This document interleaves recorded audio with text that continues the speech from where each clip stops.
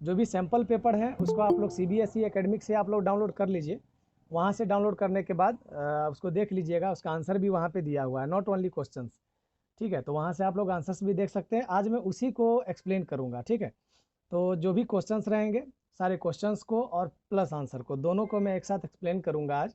और साथ ही साथ लास्ट में डाउट सेशन होगा, जिसमें आप लोगों को आपसे डाउट पूछा जाएगा, डाउट क्वेश्चन पूछा जाएगा। किसी को अगर कोई समस्या है तो पूछ सकते हैं उसमें। ठीक है, देखिए ऐसे जो टर्म 1 का कोर्स था, टर्म 1 का जो कोर्स था उसमें जो भी चीज़ें थी, जो भी हार्ड पार्ट था इस बुक का, इस IT का, वो ख़त्म हो चुका था टर्म 1 में। तो आप लोग लकी हैं, क्योंकि कोविड-19 के चलते, कोरोना देवी के कारण आप लोग का बस आधा ही पूछा जाएगा, आधा पार्ट ही पूछा जाएगा। बाकी के जो आगे रहने वाले हैं उसके लिए तो क्या हाल होगा आप समझ रहे हैं। और इतना ही सोच लीजिए ना कि आप लोग को बस आधा से कम ही पूछा जाने वाला है, तो आप लोग का क्या हालत है। जिनको पूरा पूछा जाता होगा या पूरा पूछा जाएगा, उनकी हालत क्या होती होगी वो समझ सकते हैं आप लोग। तो टर्म 2 में क्या है ना कि इसमें मात्र 4 यूनिट ही पूछा जाने वाला है। ठीक है, मात्र 4 यूनिट। इसमें से आपका मैं उसको एक बार दिखा देता हूँ, आप लोग को सिलेबस दिखा देता हूँ कि क्या क्या सिलेबस है आप लोग का टर्म 2 के लिए। फिर सिलेबस के बाद हम लोग सैम्पल पेपर पे चलेंगे, उसके आंसर्स का एक्सप्लेनेशन भी करते चलेंगे, और बीच बीच में आप लोगों से बातें भी होती रहेंगी। फर्स्ट ऑफ ऑल सबका हाल खबर पूछना चाह रहे हैं, आशा है आप लोग अच्छे हैं। और कैसा लग रहा है आप लोग बताइए, कैसा लग रहा है मुझे देखकर इतने दिनों के बाद एज अ टीचर।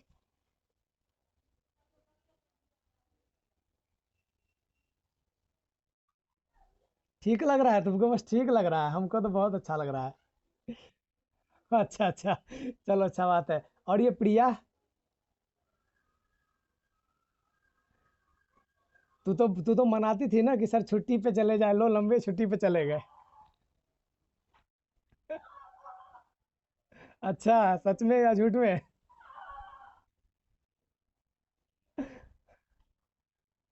ओहो हो, सरप्राइज दिया ना तुमको, तुम्हारी खुशी, क्या बोलता है, तुम्हारी इच्छा थी ना कि सर एबसेंट रहे, तो सेंट हो गए, तुम्हारी खुशी पूरी कर दिए, विश पूरा हो गया तुम्हारा।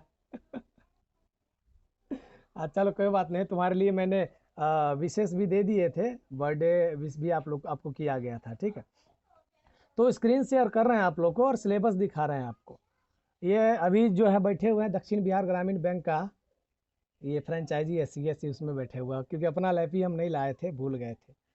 ठीक है, भूल क्या गए थे, माइंड पर से जल्दबाजी था, उतर गया था। और इसका जो लैपी है मत पूछो यार, खुलता ही नहीं है, मोबाइल से हमने ज्वाइन किया अभी। ठीक है, चलिए हम दिखाते हैं, आपको शेयर करते हैं।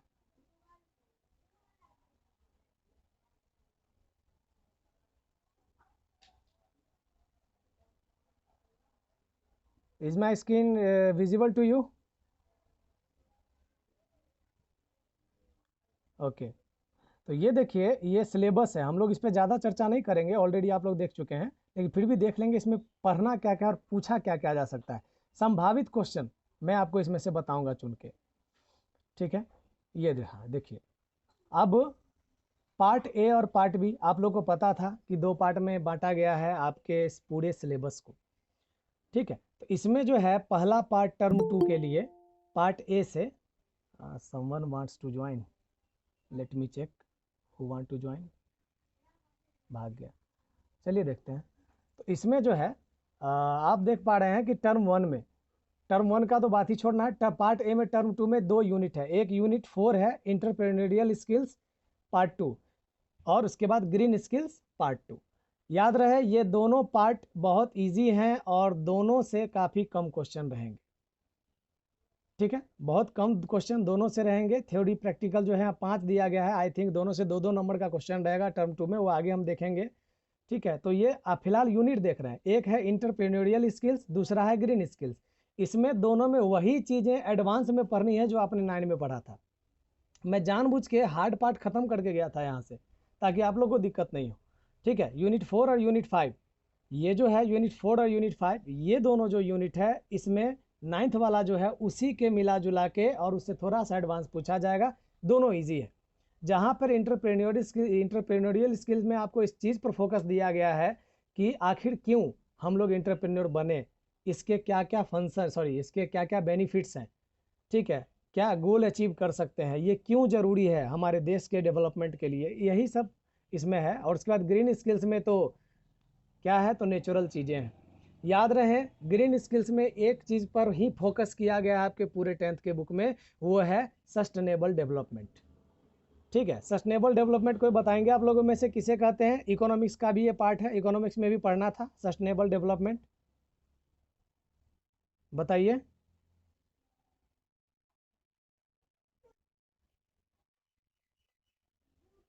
वेरी गुड, वेल डन, बहुत अच्छा। यानी हमें अपने नेचर को बिना नुकसान पहुंचाए हुए विकास करना है। अभी इस कंपटीशन के रेस में इकोनॉमिक डेवलपमेंट में हम लोग क्या कर रहे हैं कि नेचर को बिल्कुल नेग्लेक्ट कर रहे हैं। ठीक है, फैक्ट्री बना रहे हैं लेकिन उसका सोच नहीं रहे हैं। अभी आपने सुना होगा कुछ दिन पहले कि चिमनी जो है, चिमनी पे रोक लगने वाला है, उसको चिमनी का मॉडल बदलने के लिए बोला जा रहा है। जो ईंट जिससे बनता है, ब्रिक्स बनता है उसका। क्यों? क्योंकि इस तरह के जो चिमनी होते हैं वो काफ़ी ज़्यादा पॉल्यूशन देते हैं। ठीक है, तो इस तरह का जो चिमनी है वो डिस्टर्ब करता है। तो हम लोग क्या कर रहे हैं, डेवलपमेंट में तो डेवलपमेंट तो कर रहे हैं, and it is necessary, development करना अच्छी बात है। लेकिन डेवलपमेंट का मतलब ये नहीं है कि हम नेचर को पूरा का पूरा नेग्लेक्ट कर दें। तो सस्टेनेबल डेवलपमेंट पे ही पूरा फोकस किया गया है। अगर आपके पास अभी बुक हो आपके सामने तो उस पर गौर कीजिएगा। पूरा का पूरा यूनिट सस्टेनेबल डेवलपमेंट पे ही फोकस है, और उसी से रिलेटेड किस साइंटिस्ट ने क्या थेसिस दिया है उस पे जोर है। एक दो उसका थेसिस याद कर लीजिएगा, जो साइंटिस्ट ने या कहाँ का सम्मेलन है उसमें क्या फैसला लिया गया कि किस तरह काम करेंगे। भारत उसमें अग्रणी है। ठीक है, आपका अगर पूछा गया कि कुछ एग्जाम्पल दे सकते हैं, याद रखिएगा ये सब एक्सटर्नल क्वेश्चन है। आप बिहार का एग्जाम्पल दे सकते हैं, जल जीवन हरियाली। ठीक है, इसमें क्या है कि हम लोग नेचर पे जोर दे रहे हैं, डेवलपमेंट हो लेकिन नेचर को नुकसान ना पहुंचे, प्लास्टिक बैन की बात हम लोग कर रहे हैं। तो ये सब जो एग्जाम्पल हो गया है वो हो गया आपका सस्टेनेबल डेवलपमेंट के अंतर्गत आता है। तो याद रखिएगा, इंटरप्रेन्योर में इस चीज़ पर फोकस है कि इंटरप्रेन्योरशिप क्या होता है, करना क्यों ज़रूरी है, क्या रोल है इसका हमारे कंट्री के डेवलपमेंट में। और वहीं ग्रीन स्किल्स में one and only sustainable development पे जोड़ है कि हम लोग विकास करें लेकिन नेचर को कोई नुकसान ना पहुंचाए। तो ये दोनों काफ़ी इजी है, और आई थिंक इसको आप लोग एक बार रीड कर लेंगे तो समझ में आ जाएगा। किन्हीं को कोई दिक्कत होगा तो आप लोग बेझिझक कॉल कर सकते हैं, कभी भी कॉल कर सकते हैं, रात छोड़ के। ठीक है, दिन में कॉल कर सकते हैं, अगर फ्री नहीं रहेंगे तो कॉल रिसीव करके आपको बोल देंगे कि बाद में बात कीजिएगा। ऐसे ऑलमोस्ट फ्री ही रहते हैं। ठीक है, उसके बाद देखिए पार्ट 2 से टर्म 2 में आपका क्या पूछा जाएगा। इसमें पूछा जाएगा DBMS, डेटाबेस मैनेजमेंट सिस्टम। ठीक, अब उसमें जो इंट्रोडक्टरी पार्ट है वो टर्म 1 में पूछ लिया गया था, इसलिए इंट्रोडक्टरी पार्ट पे ज़्यादा आप लोग ध्यान नहीं देंगे। जैसे डेटाबेस क्या होता है, डेटा क्या होता है, इन्फॉर्मेशन क्या होता है, पूछने का तो पूछ सकता है ना, चूँकि फंडामेंटल है, बेसिक है। लेकिन कोशिश कीजिएगा कि इसको नेगलेक्ट करें, पहली बात। दूसरी बात ये कि इसमें फिर पूछेगा क्या, DML पूछेगा, data manipulation language, different different commands पूछ सकता है कि टेबल क्रिएट करने के लिए क्या कमांड यूज करोगे, टेबल को अल्टर यानी चेंज करने के लिए क्या यूज करोगे कमांड, टेबल को डिलीट करना है, रो डिलीट करना है, कॉलम डिलीट करना है, सारा का सारा कमांड याद कर लेना। ठीक है, कि किस कमांड का यूज हम लोग किस चीज़ के लिए करेंगे। ये कमांड दिया हुआ है बुक में, और नेट पर भी सर्च कर सकते हो, डिफरेंट DBMS कमांड्स। ठीक है, तो ये चीज़ याद रख लेना। उसका एग्जाम्पल, उसका सिंटेक्स, सिंटेक्स मतलब क्या, set of rules and regulations, क्या कि इसको लिखेंगे कैसे। तो सिंटेक्स सबका याद रख लेना। अगेन आई एम रिपीटिंग, ये पूछा जाएगा, 100% पूछा जाएगा सिंटेक्स, कि write a syntax to create a table. या फिर तुमको एग्जाम्पल दे देगा, सिनेरियो दे देगा कि मान लो कि तुमको अनिकेत नाम का एक टेबल बनाना है एम्प्लॉय डेटाबेस के अंदर। ठीक है, तो उसको कैसे बनाएंगे, ये एकदम 100% इस टाइप का क्वेश्चन पूछेगा, याद रखिएगा। इसलिए इसको नेट पे सर्च कर लीजिएगा, और अगर नेट सर्च नहीं करना चाहते हैं तो यूट्यूब पर देखिएगा, वीडियो बनाया हुआ है। ठीक है, लास्ट में खोजिएगा जो कि सॉरी ये प्लेलिस्ट तैयार कर दिए हैं, प्लेलिस्ट तैयार किया हुआ है, और उसमें देखिएगा जो यूनिट 8 वाला जो DBMS वाला चैप्टर होगा उसके अंदर में दिया हुआ है कि DML कमांड्स का यूज कैसे करना है। ठीक है, select command, alter command, delete command, सारा कुछ दिया हुआ है। आप लोग वहाँ से डिटेल देख सकते हैं, याद करना है तो, और सारा प्रोसेस देखना है तो वहाँ जाके देख लीजिएगा, प्लेलिस्ट में है बनाया हुआ, हमने पिछले बार ही बना के रख दिया था इसी दिन के लिए। ठीक है, और जो यूनिट 4 है इसकी में सोचना नहीं है। यूनिट 4 में है वेब एप्लीकेशंस एंड सिक्योरिटी। इसमें आपको कंप्यूटर नेटवर्क पढ़ना होगा, सर्वर क्लाइंट क्या होता है 8 में पढ़ा दिए थे, कंप्यूटर नेटवर्क 8 में पढ़ा दिए थे, ठीक है। वायरस, एंटीवायरस, ये सब भी पढ़ा दिया गया था, यानी वो सारा चीज़ उतना ही पढ़ना है जो ऑलरेडी आप लोगों को पढ़ा दिया जा चुका है, उसके अलावा एक्स्ट्रा में कुछ नहीं है। आप लोग उसका देख लीजिएगा, सिलेबस देख लीजिएगा इसका, एक मिनट, इसका देख लीजिएगा बुक में जो क्या क्या पूछा, भी नीचे ले जाएंगे आपको, ताकि आप लोग को आश्वासन मिल जाए कि हाँ भाई ये तो हम कर लेंगे। ठीक, चलिए ले चलते हैं अब जल्दी से जल्दी, बिना आपका समय बर्बाद किए हुए, क्योंकि आप लोगों को तैयारी भी करना होगा। ये रहा, देखिए इसमें जो है पहला आप लोग छोड़ सकते हैं, appreciate the concept of DBMS. इस पार्ट को छोड़ सकते हैं क्योंकि ये पार्ट ऑलरेडी पूछा जा चुका है, ठीक है। लेकिन रिवीजन के लिए एक बार पढ़ लीजिएगा, क्योंकि बेसिक है और पढ़ लेंगे तो क्या जाता है, इतना जो पढ़े सो कुछ नहीं, एक यूनिट पढ़ लेंगे, सॉरी एक लेसन पढ़ लेंगे तो क्या जाता है। यहाँ से देखिए, create and edit tables using wizard and SQL commands, ये चीज़ बहुत इंपॉर्टेंट है और ये चीज़ पूछा जा सकता है कि कैसे हम लोग टेबल क्रिएट करेंगे, टेबल विजार्ड के माध्यम से और एसक्यूएल कमांड्स के माध्यम से। एक चीज़ और, विजार्ड वाला पे ज़्यादा फोकस मत कीजिएगा, अंदर की बात बता रहे हैं। विजार्ड जो होता है ना, टेबल विजार्ड आपने देखा था कितना लंबा था, 20-22 स्टेप्स में था, याद है किसी को? था कि नहीं, सो पूछ रहे हैं।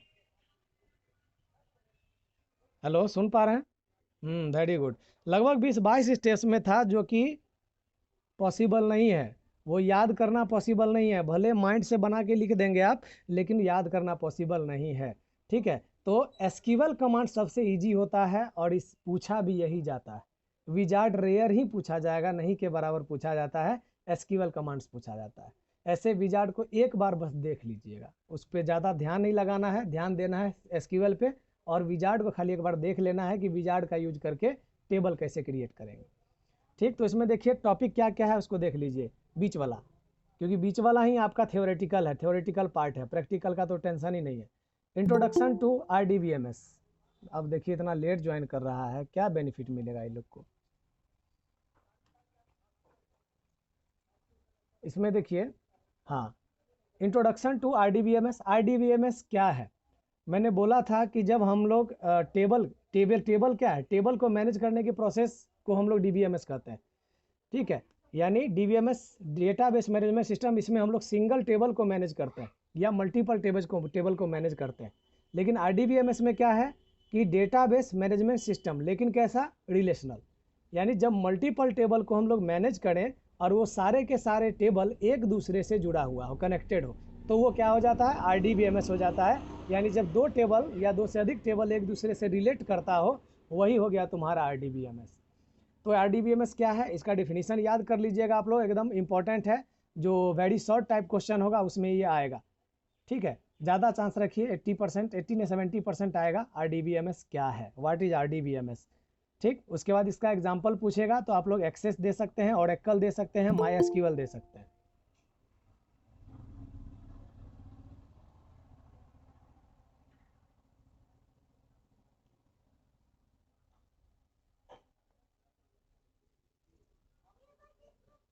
अब देखिए, देन क्या है, डेटाबेस ऑब्जेक्ट्स। ये आपको ये भी वेरी शॉर्ट में पूछा जाएगा कि database name, some database name any 4 database objects, तो आप लोग बोलेंगे table, queries, forms and reports. ये रट्टा मरवा दिया गया था आप लोगों को, ठीक है। तो ये हो गया आप लोग का। देन जो है आपका सबका डिफिनीशन पूछा जाएगा, एक एक लाइन का डिफिनीशन होगा, याद कर लीजिएगा। छोटा डिफिनीशन चाहिए तो क्लास 8 वाला बुक उठा लीजिएगा, 8 वाले बुक में छोटा डिफिनीशन दिया हुआ है, ठीक। उसके बाद फील्ड रिकॉर्ड किसको कहते हैं, ये अभी भी याद होगा आई थिंक। फिर create table using table wizard, और डेटा टाइप्स इन बेस, ये याद रख लीजिएगा, ये इसमें से 100% क्वेश्चन रहेगा। रिपीटिंग अगेन, इसमें से 100% क्वेश्चन रहेगा। Data types, name any 3 data type, any student,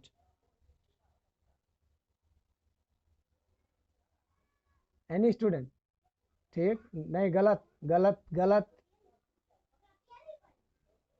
text data type, याद आया? इंटीजर डेटा टाइप, ये सब याद रख लो, ये सब पूछा जाएगा, ठीक है। इंटीजर डेटा टाइप होगा, फ्लॉट होगा, तो जितना भी डेटा टाइप दिया हुआ है डेटा टाइप रट्टा मार लीजिएगा, उसमें से एग्जाम्पल पूछेगा और कौन कितना बाइट लेता है, कि कौन कितना स्पेस लेता है, स्पेस कुछ का याद कर लीजिएगा। मैंने गिना चुना का स्पेस भी आप लोग को लिखवा दिया था, एक बार बुक पर ये कॉपी पलटेंगे वो याद आ जाएगा, ठीक है। तो उसको देख लीजिएगा। उसके बाद आपको पूछा जाएगा प्राइमरी की क्या होता है, ठीक है। प्राइमरी की क्या होता है, प्राइमरी की का देख लीजिएगा एक बार कि व्हाट इज़ प्राइमरी की, और उसका यूज़ क्या होता है ये देख लीजिएगा। और देन देख लीजिएगा DDL कमांड। DDL का फुल फॉर्म पूछा जा सकता है, डेटा डिफिनीशन लैंग्वेज। अगर आपके हाथ में पेंसिल हो पेन हो नोट कर लीजिए, DDL का फुल फॉर्म होता है डेटा डिफिनीशन लैंग्वेज।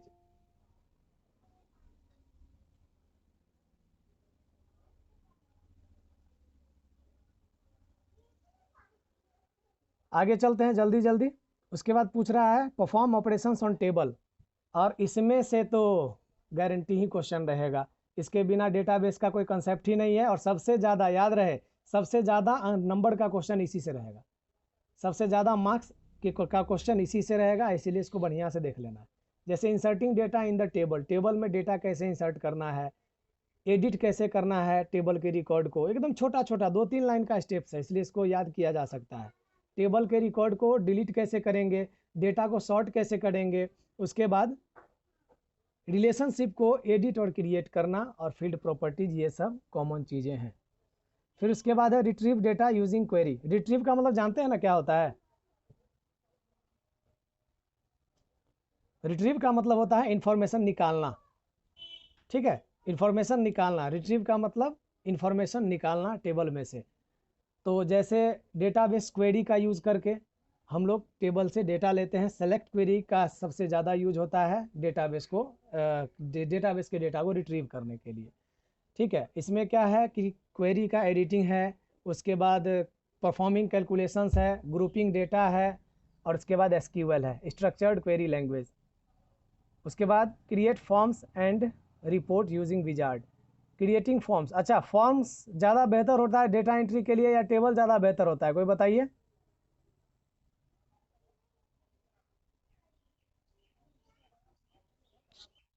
नहीं, यही गलती है, अगर आपसे सब भूल गए आप लोग। देखिए अगर पूछा जाता है आप लोगों से कि which is the more convenient way to enter the data in database, table और फॉर्म्स, तो हम लोग हमेशा फॉर्म्स को लेंगे। याद कीजिए एक बच्चे को हमने बुलवाया था आप लोग के सामने में और उससे बोर्ड पे एंट्री करवाया था, टेबल में वो कंफ्यूज कर गया कि इसमें हमको लिखना क्या है, और फॉर्म्स में आराम से इंटर करके चला गया। क्यों?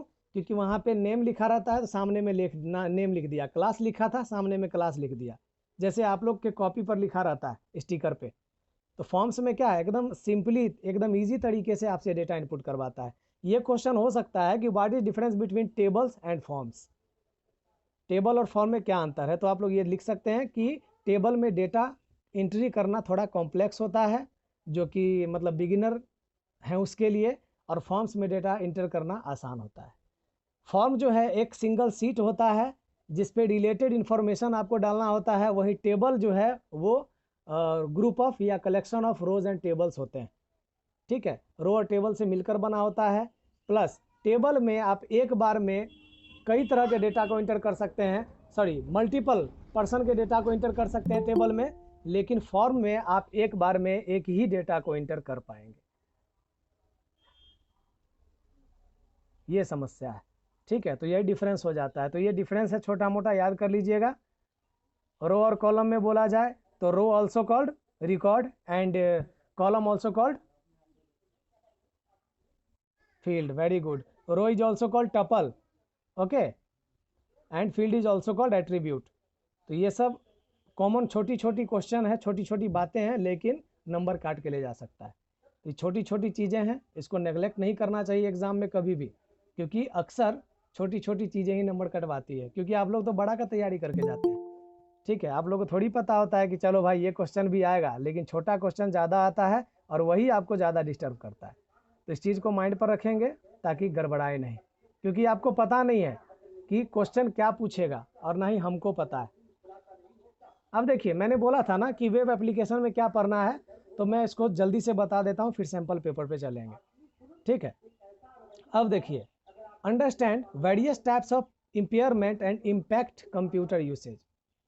ठीक है, इम्पेयरमेंट कितने तरह के होते हैं, कौन कौन होते हैं, ठीक है, और उसके बिना, सॉरी, इम्पेयरमेंट मतलब क्या, वो जैसे लूल्हा लंगड़ा इस पे नहीं लेंगे, जिसको आँख का प्रॉब्लम हो, कान का प्रॉब्लम हो, और फिर कंप्यूटर वो कैसे चला सकता है, एक्सेसिबिलिटी मेथड का यूज़ करके हम लोग इसको करते हैं। ठीक है, तो एक्सेसिबिलिटी ऑप्शन में इससे पूछा जाएगा, जो कि क्या बताएं आपको, यस, वेरी गुड, बता दे रहे हैं। जैसे एग्जांपल देख लो, जिसको हाथ में मान लो कि हाथ पैरालाइज्ड है, ठीक है, तो वो टाइपिंग तो नहीं कर पाएगा, उसको टाइपिंग करने में दिक्कत होगी, तो इसके लिए ऑन स्क्रीन कीबोर्ड आता है, वो एक्सेसिबिलिटी का पार्ट है, यानी बस वो माउस का क्लिक करके टाइप कर सकता है।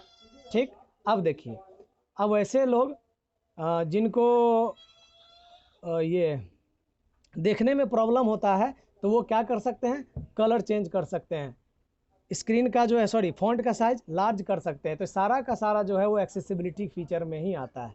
ठीक है, तो एक्सेसिबिलिटी फीचर देख लीजिएगा। देन है अंडरस्टैंड नेटवर्किंग फंडामेंटल्स, ये आप लोग को बताया गया है ऑलरेडी क्लास 8 में, देख लीजिएगा, पलट के हो जाएगा। नेटवर्क कितने टाइप के होते हैं, उसके बाद आपका जो क्लाइंट सर्वर आर्किटेक्चर था, पीयर टू पीयर आर्किटेक्चर था, वो दोनों देख लीजिएगा। दोनों एक बार एक्सप्लेन कर देते हैं कि क्लाइंट सर्वर आर्किटेक्चर में सर्वर एक मेन कंप्यूटर होता है, और क्लाइंट उस कंप्यूटर को कहते हैं जो सर्वर से जुड़े होते हैं, और बाकी को सर्वर सिमिलर वे में क्या देता है, सर्विसेज देता है। ठीक है, अब जैसे आप लोग जैसे हो गए घर में, मम्मी पापा हो गए सर्वर, और आप लोग हो गए क्लाइंट। मम्मी पापा अगर रसगुल्ला देंगे तो ऐसा नहीं है कि एक भाई को 2 देंगे तो एक को कम दे, एक को 1 ही देंगे, ऐसा नहीं है, सबको समान सर्विस मिलता है। ठीक है, तो ये हो गया क्लाइंट सर्वर आर्किटेक्चर। और जो पीयर टू पीयर आर्किटेक्चर होता है, उसमें सारा सीपीयू आपस में जुड़ा, मतलब सीपीयू आपस में जुड़े हुए रहते हैं।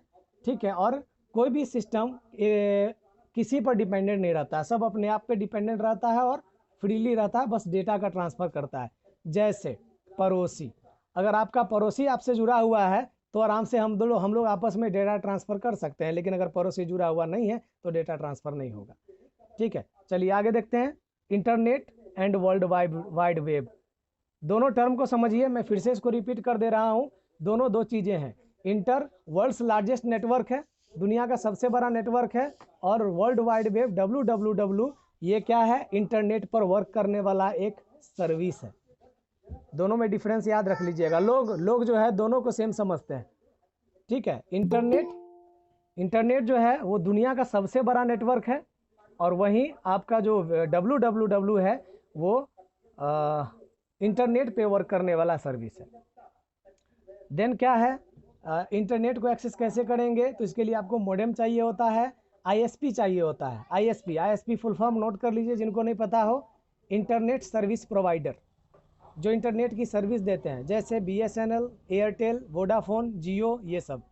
तो एक आपको ISP चाहिए, एक कंप्यूटर डिवाइस चाहिए, और एक मोडेम चाहिए या इंटरनेट कनेक्शन। ठीक है, चलिए उसके बाद है बेनिफिट्स ऑफ नेटवर्किंग, ये ऑलरेडी आप जानते हैं, बताना नहीं पड़ेगा। ठीक है, उसके बाद है इंटरनेट टर्मिनोलॉजी, तो ये आपके इंटरनेट के क्या बोलते हैं इसको, सेटिंग से रिलेटेड होता है कि कैसे इंटरनेट को एक्सेस करें सेंट्रलाइज करके, तो इससे रिलेटेड होता है, आप लोग इसको भी देख लें, इसको हाँ नहीं भी देख सकते हैं, इससे ज़्यादा इंपॉर्टेंट क्वेश्चन नहीं पूछा जाएगा। उसके बाद है some of the commonly use internet connectivity options. ठीक है, मतलब इंटरनेट कनेक्टिविटी ऑप्शंस में कुछ commonly used internet connectivity options, जैसे ईमेल वगैरह हो गया। फिर data transfer on the internet, ये भी देख लीजिएगा कि इंटरनेट पे डेटा कैसे ट्रांसफ़र होता है, नोट कर लीजिए, प्रोटोकॉल के माध्यम से। ठीक है, we can transfer data over the internet using protocols such as SMTP, TCP/IP, TCP/IP, SMTP। TCP/IP का फुल फॉर्म याद है ना सबको, TCP/IP का फुल फॉर्म याद है, very good, transmission control protocol, और IP का होता है इंटरनेट प्रोटोकॉल। ठीक है, SMTP का होता है सिंपल मेल ट्रांसफ़र प्रोटोकॉल, ये स्पेशली यूज होता है ईमेल भेजने के लिए।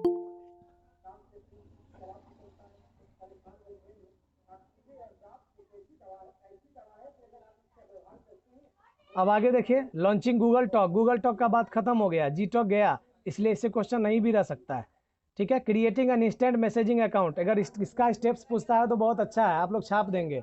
इंस्टेंट मैसेजिंग और इंस्टेंट मैसेजिंग जैसे व्हाट्सएप, वाइबर, ठीक है, ये सारे के सारे जो है वो इंस्टेंट मैसेजिंग ऐप में आते हैं। इंस्टेंट मैसेजिंग और ईमेल में क्या अंतर है? ठीक है, चैटिंग और मेलिंग में क्या अंतर है मैंने बताया था। ईमेल में कोई भी मैसेज आप इंस्टेंट नहीं देखते हैं, या कोई भी मैसेज आपको इंस्टेंट नहीं भी मिल सकता है तुरंत, लेकिन इंस्टेंट मैसेजिंग में क्या है कि रियल टाइम कन्वर्सेशन होता है। आई बात समझ में? What is chatting? Chatting is a real time conversation, आप लोग इसको नोट कर लीजिए। Chatting is a real time conversation. Chatting में क्या होता है कि आप भी उधर से मैसेज कर रहे हैं और हम भी उधर से मैसेज कर रहे हैं, तो वो चैटिंग कहलाया। ठीक है, वरना ये चैटिंग नहीं कहलाता है, तो सिंपली वो मैसेज कहलाएगा कि आके अपना इनबॉक्स में पड़ा हुआ। अब देखिए, chatting with A contact, sorry हाँ, इसको कैसे करेंगे क्रिएट, इंस्टेंट मैसेजिंग का अकाउंट कैसे क्रिएट करेंगे? तो इसका आप लोग अकाउंट क्रिएट करना जानते हैं कि आप अपना मोबाइल नंबर डालते हैं, फिर OTP गिरता है, फिर अपना पूरा इन्फॉर्मेशन डालते हैं और अपना नाम डालते हैं, यूज़र ID, उसके बाद फिर आपका अकाउंट क्रिएट हो जाता है। तो ये सिंपल में ही लिख दीजिएगा अपने तरीक़ा से। गूगल टॉक से क्वेश्चन नहीं भी हो सकता है, अगर आता है तो बस similar to WhatsApp and Facebook message, उससे रिलेट करके आप लोग लिख दीजिएगा। Creating and publishing web pages या ब्लॉग। देखिए, वेब ब्लॉग बनाना, वेब ब्लॉग को शॉर्टकट में क्या कहते हैं? शॉर्टकट में वेब ब्लॉग को वीलॉग कहते हैं या फिर ब्लॉग कहते हैं शॉर्टकट में। ठीक है, इसमें क्या होता है, जैसे हम लोग blog, what is blog? Blog is an online diary. ठीक है, ऑनलाइन डायरी या डायरी ऑन द इंटरनेट। जैसे सबको शौक होता है ना कि डायरी लिखने का, अपने थॉट्स लिखने का, अच्छी अच्छी बातों को लिखने का, तो यही चीज़ इंटरनेट के माध्यम से भी हो सकता है, जहाँ पे हम लोग ब्लॉग लिखते हैं। तो ये ऑनलाइन ब्लॉग का बहुत सारा साइट होता है, उसमें से एक एग्जांपल है blogspot.com का। साथ ही साथ ऑफलाइन ब्लॉग एडिटर्स भी आता है कि अगर कोई ऑनलाइन ब्लॉग नहीं लिखता है तो उसको ऑफलाइन लिख लेता है, यानी ऑफलाइन ब्लॉग लिख दिया और लिखने के बाद क्या किया कि उसको सेव करके छोड़ दिया, जैसे ही ये नेट से कनेक्टेड होगा वैसे ही वो अपने आप क्या कर लेगा कि वो अपने आप जो है सिंक हो जाता है, अपने आप अपलोड हो जाता है। ऑनलाइन ट्रांजैक्शन ये आप लोग करते होंगे गूगल पे, फ़ोन पे, इन सब चीज़ों से, तो ये सब ईजी है, इसको देख लीजिएगा। इंटरनेट सिक्योरिटी क्या है, इसमें आपको एंटीवायरस से रिलेटेड होगा, उसके बाद ब्राउज़र का आपको clear cache and cookies clear करना, हिस्ट्री क्लियर करना, ये सब चीज़ सिखाएगा। साथ ही साथ फिशिंग क्या होता है, ईमेल स्पूफिंग क्या होता है, हर चीज़ बताया गया है और इसको बस एक बार देख लेना है, काफ़ी इजी है। साथ ही साथ मेंटेन वर्क प्लेस सेफ्टी, जहाँ पे हम लोग काम कर रहे हैं उसकी सुरक्षा कैसे करेंगे, आग से, लोगों से, ठीक है, या फिर भूकंप वगैरह से, इस टाइप से। उसके बाद जय हो प्रभु, उसके बाद है prevent accidents and emergencies. Accident के केस में हम लोग क्या करेंगे, इमरजेंसी के केस में क्या करेंगे। उसके बाद है protect health and safety at work. ये सारे की सारी चीज़ें देखिए एक नॉर्मल चीज़ है कि आपदा से हम लोग को बचना कैसे है, बस यही सब चीज़ें। तो आई थिंक ये सब चीज़ें आप लोग कर पाएंगे। तो फिलहाल शुरू करते हैं पहला क्वेश्चन इस डाउट सेशन का। तो इसमें है give any one quality of A successful entrepreneur. Successful entrepreneur का कोई एक क्वालिटी बताइए। मैंने बहुत सारी क्वालिटीज़ आपको बताए थे 9th में भी, तो इसमें से एक क्या हो गया, तो दे आर कॉन्फिडेंट। बहुत इजी है, इसमें से आप लोग और भी लिख सकते हैं। ठीक है, कि जैसे कि उन लोग को मतलब दे आर गोल अचीवर्स, इस टाइप से लिख सकते हैं। तो यहाँ पर क्या है, दे आर कॉन्फिडेंट, वो बहुत ही कॉन्फिडेंट होते हैं। कौन? एक सक्सेसफुल एंटरप्रेन्योर। ये काफ़ी ज़्यादा इजी है और इसको आप लोग लिख सकते हैं।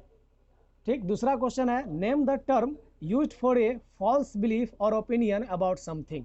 किसी चीज़ के बारे में गलत सोच या गलत विश्वास, किसी चीज़ के बारे में गलत सोच या गलत विश्वास, उस टर्म का नाम बताइए। तो यहाँ पे उसका नाम है मिथ। ठीक है, बोलते हैं ना कि ये मिथ है, यानी अपवाह, क्या बोलते हैं उसको जी, मिथक, हिंदी में शुद्ध हिंदी। हाँ, अंधविश्वास बोलते हैं, अंधविश्वास तो नहीं हो बुलाएगा, ये मिथक ही बुलाएगा कि जो हम लोग सुन रहे हैं वास्तविकता ऐसा है नहीं। चलिए थर्ड में क्या है, देखिए गिव एनी वन प्रैक्टिस और sustainable process that is being used to help preserve the environment. कोई एक तरीका बताइए जिससे आप अपने ये सस्टेनेबल प्रोसेस में अपने एनवायरनमेंट की रक्षा कर सकते हैं। ठीक है, तो इसका आंसर है one such practice is organic farming और वर्मी कंपोस्टिंग, है ना। दो तरह का फार्मिंग होता है, एक ऑर्गेनिक फार्मिंग है, एक इनऑर्गेनिक है। एक जो है आप लोग यूरिया डीएपी ये सब मारते हैं, और एक तरफ जो है वर्मी कंपोस्ट का यूज करते हैं, खाद का यूज करते हैं, खल्ली का यूज करते हैं।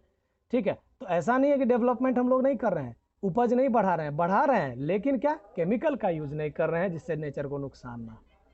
ठीक है, तो ये बेहतर एग्जाम्पल है, और आई थिंक ये तीनों क्वेश्चन आप लोगों को याद हो ही गया होगा, ऐसा मेरा विश्वास।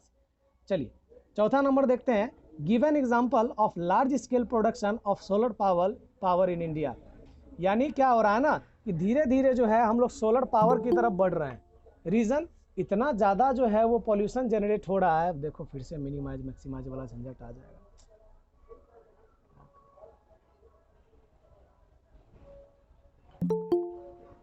अब कौन है यार,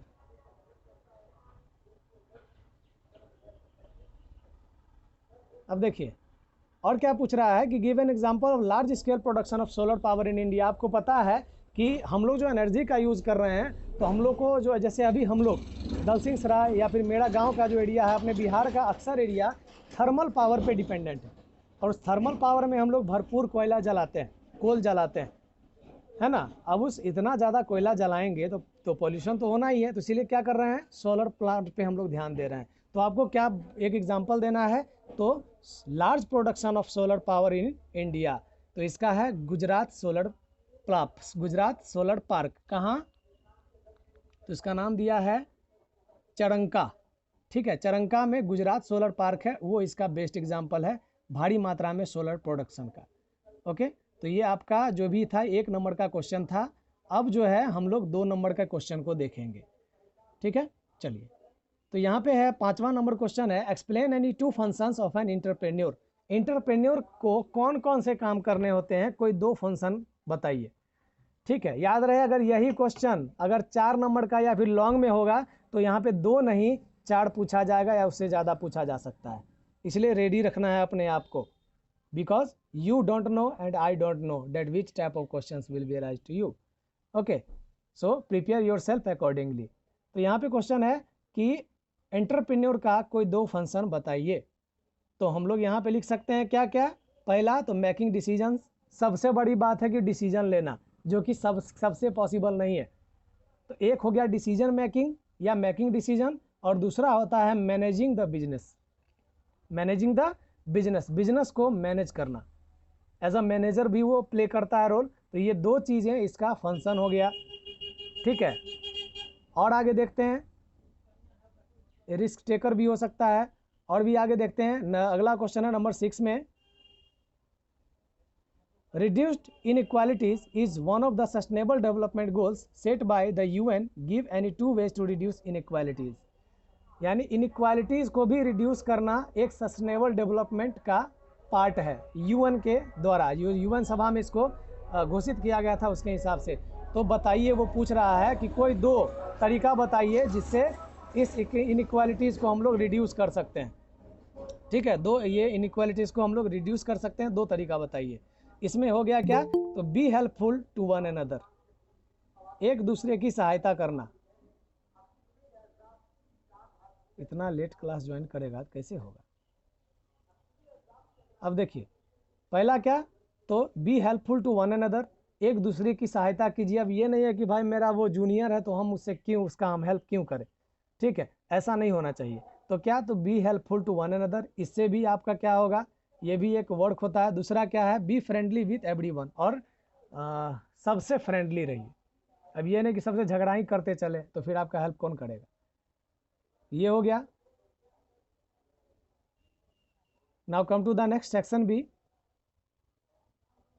ये जो है ये अब आपका आ गया किसमें, वो डेटाबेस वाले पार्ट में आ गया।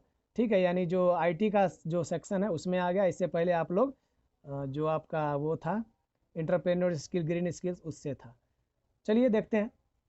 सबसे पहला क्वेश्चन हम लोग देख रहे हैं नंबर 7 में, कि name the device that convert digital signal to analog and can travel over phone lines. याद रहे, इसमें एक चीज़ और पूछा जा सकता है, ये डिजिटल सिग्नल है ना, digital to analog, analog to digital भी यही करता है। कौन? Modem. Name the device that convert digital signal to analog and analog to digital that travel over the phone lines, और इसका आंसर होगा मोडेम। मोडेम का फुल फॉर्म कोई बताएंगे आप लोगों में से? वेल डन, बहुत अच्छा। मॉड्यूलेटर डीमॉड्यूलेटर मोडेम का फुल फॉर्म होता है, ठीक है। तो जो कि हर एक फ़ोन में होता है। अगर मोडेम ना रहे तो हम लोग इंटरनेट यूज़ नहीं कर पाएंगे, क्योंकि आपको मैंने बताया था कि बाहर में फ़ोन से निकलने के बाद, कंप्यूटर से बाहर निकलने के बाद जो सिग्नल है वो डिजिटल वे में ट्रेवल नहीं कर पाएगा। क्यों? ऑलरेडी टूटा हुआ है, टूट जाएगा वो, ठीक है। तो किस फॉर्म में? वेवी फॉर्म में वो ट्रेवल करता है, यानी एनालॉग फॉर्म में वो ट्रेवल करता है एक जगह से दूसरी जगह बाय एयर, ठीक है। और ये कन्वर्ट करने का काम मोडेम का होता है। So I think it is clear. Now come to the question number 8। Dash key is an accessibility function which is designed for people who have vision impairment और कॉग्निटिव डिजेबिलिटीज। यानी यह की वैसे लोगों के लिए एक्सेसिबिलिटी फंक्शन का part है, और ये वैसे लोगों के लिए बनाया गया है जिनको आंख की समस्या है, आंख की समस्या है, ठीक है। तो ये हो गया टूगल की, ठीक है। टूगल की, टूगल की क्या करता है? टूगल की कन मतलब जो कैपिटल है इसको स्मॉल, स्मॉल को कैपिटल कर देता है, इस टाइप से है ये। नेक्स्ट देखते हैं हम लोग, ये दूसरा टूगल। चलिए आगे देखते हैं। नंबर 9 में, networks in which certain computers have special dedicated task. वैसा नेटवर्क जिसमें सभी कंप्यूटर को, ध्यान से सुनिएगा, नेटवर्क में वैसे कंप्यूटर जिनको, सभी कंप्यूटर को अलग अलग अपना काम दिया जाता है, providing services to other computers in the network are called dash networks, ठीक है। और उसमें एक मेन कंप्यूटर रहता है जो कि बाकी के कंप्यूटर्स को सर्विस देता है। उस तरह के नेटवर्क को क्या कहेंगे? तो इस तरह के नेटवर्क को हम लोग बोलेंगे client server network. Network in which certain computers have special dedicated task. वैसा नेटवर्क जिसमें कुछ कंप्यूटर को कुछ स्पेशल काम दिए जाते हैं, providing services to other computers in the network, जो कि नेटवर्क में बाकी के कंप्यूटर को सर्विसेज देते हैं। इस तरह के नेटवर्क को डैश नेटवर्क कहा जाता है, क्लाइंट सर्वर नेटवर्क। ऐसे ये नेटवर्क आर्किटेक्चर हुआ, ठीक है, याद रखिएगा, नेटवर्क आर्किटेक्चर हुआ ये। Now come to the question number 10। Mention any 2 integer data types of the table field in a database. मैंने बोला था कि इससे क्वेश्चन रहेगा, डेटा टाइप से रहेगा, देखो इसमें है, ठीक है। तो mention any 2 integer data type, कोई 2 इंटीजर डेटा टाइप बताइए जो कि टेबल में हम लोग यूज़ करते हैं, डेटाबेस फील्ड में यूज, सॉरी डेटाबेस के टेबल के फील्ड में हम लोग यूज़ करते हैं। तो इसमें 2 इंटीजर मान लीजिए, क्वेश्चन नंबर 10 में आपका हो जाएगा टीनी इंट, स्मॉल इंट, ठीक है। तो इसमें जो है आप 2 ले लीजिए, यहाँ पे बहुत सारा दे दिया है, अपने मर्जी से कोई सा भी यूज़ कर सकते हैं, ठीक है। कोई सा भी याद रखिए, tiny int, small int, integer, numeric, big int. Int मतलब इंटीजर, ठीक है। तो यहाँ देख रहे हैं, तो कोई भी 2 इसमें से लिख सकते हैं, यहाँ पे इतना सारा दे दिया है आपके हेल्प के लिए। Now come to the question number 11। Name the relationship in which one column of the primary key table is associated with the columns of associated table and vice versa। उस रिलेशनशिप का बाद उसका उस relationship को क्या कहेंगे जिसमें से किसी एक टेबल के कॉलम का प्राइमरी की दूसरे टेबल के अलग अलग दूसरे टेबल के कॉलम के प्राइमरी की से जुड़ा हुआ रहता है, ठीक है। तो हम लोग इस तरह के रिलेशनशिप को कहेंगे 1 to many और many to 1 रिलेशनशिप। यानी एक टेबल से बाकी का दूसरा बहुत सारा टेबल जुड़ा हुआ है, तो उसको क्या कहेंगे? 1 to many, या कॉल कीजिए उधर से, क्या होगा? many to 1। Very good, 1 to many, many to 1, यानी एक से ज़्यादा या ज़्यादा से एक। बात बराबर ही है, इधर से छुओ कान या उधर से छुओ कान ही छूना है। नेक्स्ट नंबर 12 देखते हैं। Define reports of A database. Database में रिपोर्ट क्या होता है? मैंने बोला था आप लोग को डेटाबेस ऑब्जेक्ट्स पूछा जाएगा, चाहे डिफिनीशन पूछ दे या उसका नाम पूछ दे, ठीक है, तो यहाँ पे देखिए पूछ रखा है रिपोर्ट को डिफाइन करना, व्हाट इज रिपोर्ट। ठीक है, तो यहाँ देखिए a report helps to display the data in a summarized manner. अब जैसे मैंने बताया था कि आप लोग जांच करवाने जाते हैं, ठीक है, जांच करवाने जाते हैं तो आपको रिपोर्ट देता है डॉक्टर, या फिर आप लोग एग्जाम देते हैं, आप लोग का रिपोर्ट कार्ड आता है, साल में आता है ना जी रिपोर्ट कार्ड। तो रिपोर्ट कार्ड में क्या है, आपने क्या क्या लिखा, हर एक क्वेश्चन का आंसर थोड़ी रहता है उस पर, नहीं रहता है। किस एग्जाम में आपका क्या परफॉर्मेंस रहा वो दिया हुआ रहता है। ठीक है, यानी क्या, डेटा किस फॉर्म में है, डिटेल्ड फॉर्म में या समराइज्ड फॉर्म में, समराइज्ड फॉर्म में है। Very good. A report helps to display the data in a summarized manner. It is use to generate the overall work outcome in clear format. You can create reports in the database. ठीक है, यानी ये क्या करता है, overall outcome होता है पूरे डेटाबेस का। ठीक है, अब जैसे मैंने इसका एग्जांपल दिया था कि जो कि अकाउंट सेक्शन में बैठते हैं या फिर स्टोर रूम में बैठते हैं, तो मालिक को इससे मतलब नहीं होता है कि क्या सामान कितना घटा कितना नहीं घटा, वो सीधा जाएगा कितना का बिका, कितना सामान घटी है, ये सब खाली हमको दो।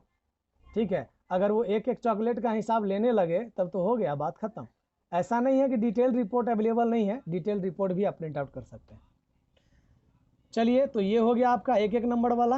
अब चलते हैं 2 नंबर वाला क्वेश्चन। क्वेश्चन 2 नंबर देख लेते हैं। इसमें क्या है, list any 4 advantages associated with networking. Network का कोई 4 एडवांटेज बताइए, यानी नेटवर्क से आपको क्या बेनिफिट मिलता है, कोई 4 बेनिफिट आपको बताना है। तो ये आप लोग का रट्टा मारा हुआ है क्लास 8 से ही, रिवीजन करवा देते हैं। पहला, डेटा शेयरिंग, यानी डेटा को आप लोग शेयर कर सकते हैं अगर नेटवर्क है तो। फाइल ट्रांसफ़र, फाइल का ट्रांसफ़र कर सकते हैं। हार्डवेयर शेयरिंग, यानी प्रिंटर का स्पीकर का शेयरिंग कर सकते हैं। इंटरनेट एक्सेस शेयरिंग, और इंटरनेट का शेयरिंग कर सकते हैं। एक एक्स्ट्रा दिया है usage of internet based applications, साथ ही साथ वैसे ऐप जो इंटरनेट के माध्यम से चलते हैं, अगर आप नेटवर्क से जुड़े हैं तो उसको भी चला सकते हैं फ्री ऑफ कॉस्ट। ठीक है, तो बहुत सारा लिख सकते हैं आप लोग, ये भी लिख सकते हैं, कम्युनिकेशन कर सकते हैं हम लोग, है कि नहीं। तो ये सब भी कर सकते हैं, लिख सकते हैं एडवांटेज में, वो आप पे डिपेंड करता है। Now come to the next, differentiate between wired and wireless access, give 1 examples for each type. ये मुझे लगता है सबको याद होगा कि वायर्ड और वायरलेस एक्सेस में क्या अंतर है। ठीक है, याद है सबको।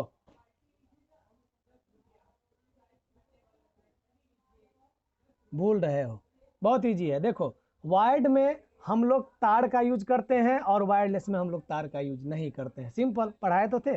देखते हैं डिफिनीशन क्या दिया आपके बुक में, आपके सैंपल पेपर में। A wired setup uses physical cable to transfer data between different devices and computer system.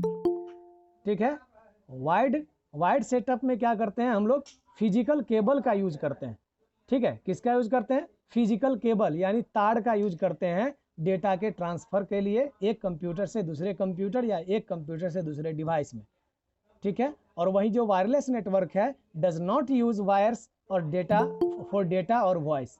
ठीक है, वहीं पे आपका जो वायरलेस नेटवर्क है वो डेटा ट्रांसफ़र के लिए वायर्स का यूज नहीं करता है।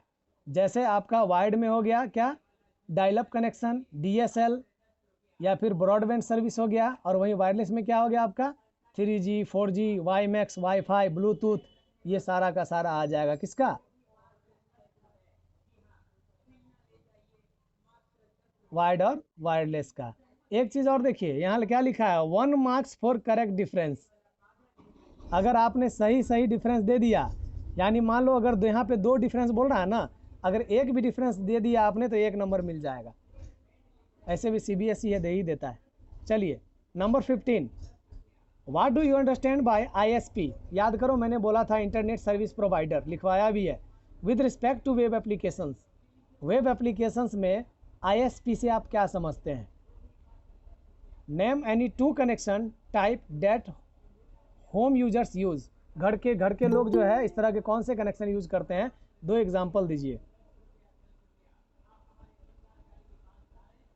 ठीक है, इसमें एग्जाम्पल देख लीजिए। एन इंटरनेट सर्विस प्रोवाइडर, जो कि मैंने बताया था ISP होता है इंटरनेट सर्विस प्रोवाइडर। ये क्या होता है, एक संस्था होता है, इज एन ऑर्गेनाइजेशन। ठीक है, ये क्या होता है, एक संस्था होता है। Which provides you with access to the internet via dial up और डायरेक्ट और वायरलेस कनेक्शन। चाहे वो जैसे भी आपको सर्विस दे, इंटरनेट की सर्विस वो देता है, ठीक है। जैसे DSL केबल हो गया, मोडेम हो गया, ब्रॉडबैंड हो गया। अभी तो आप लोग को फेमस है, सुनते भी होंगे, जियो गीगा फाइबर, सुने हैं ना? हाँ, जियो गीगा फाइबर हो गया, वाईमैक्स हो गया, जो देखते होंगे छत के ऊपर में, अपने स्कूल में भी सर ने लगा रखा है, छोटा सा एंटीना टाइप का है, ठीक है। उससे आपका इंटरनेट एक्सेस होता है, वाईमैक्स उसी को कहते हैं। तो उसके माध्यम से आपको जो संस्था होती है इंटरनेट का कनेक्शन देती है, उसी को हम लोग ISP कहते हैं। और अगर वो ना रहे तो हम लोग कोई भी इंटरनेट बेस्ड एप्लीकेशन यूज नहीं कर पाएंगे। तो I think it is clear now. चलते हैं नंबर 16 पे। How entry required and default value properties of a table field in a database are different from each other. Entry required और default value, याद रहे दो तरह का चीज़ होता है। एक होता है क्या, एंट्री रिक्वायर्ड, यानी ऐसा जगह जहाँ पे आपको डेटा इंटर करना होता है, ठीक। दो तरह, और मतलब एक ऐसा सेल होता है जिसमें आपको डेटा डालना होता है, और एक ऐसा होता है इसमें आपको डेटा डालना नहीं है, वो बाय डिफ़ॉल्ट ले लेता है। जैसे कंट्री, कंट्री सबका डिफ़ॉल्ट होगा या फिर इंटर करना होगा, बताओ।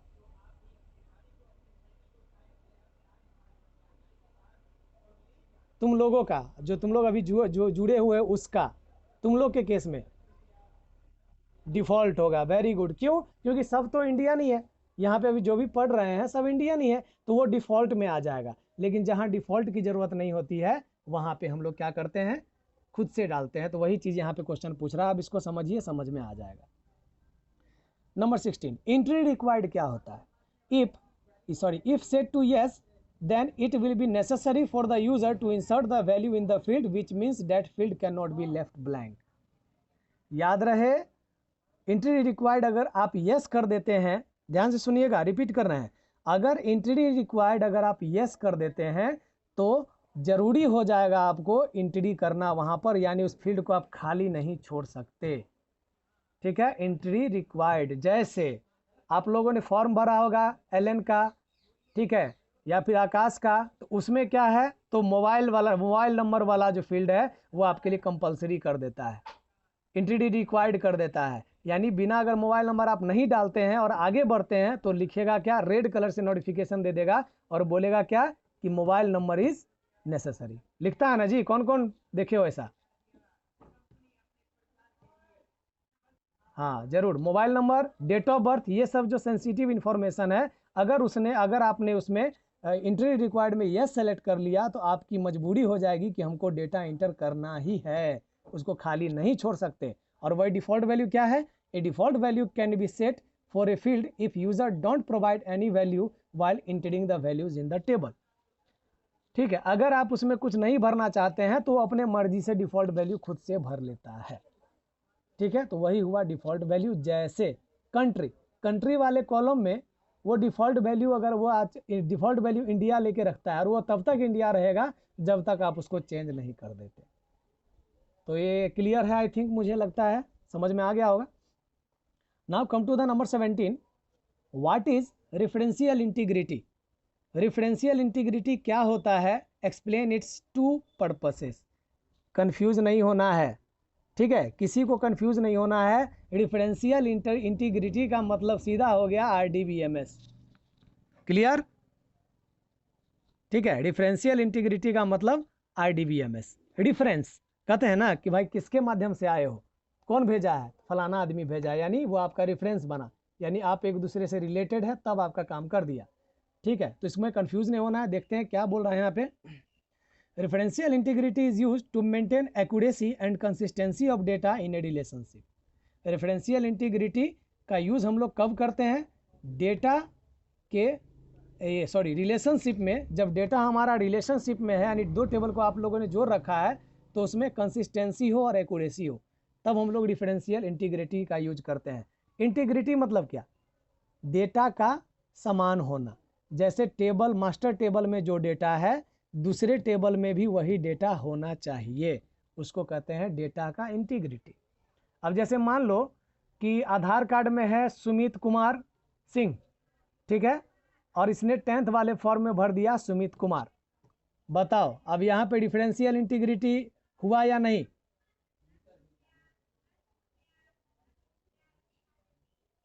नो, बिल्कुल नहीं हुआ।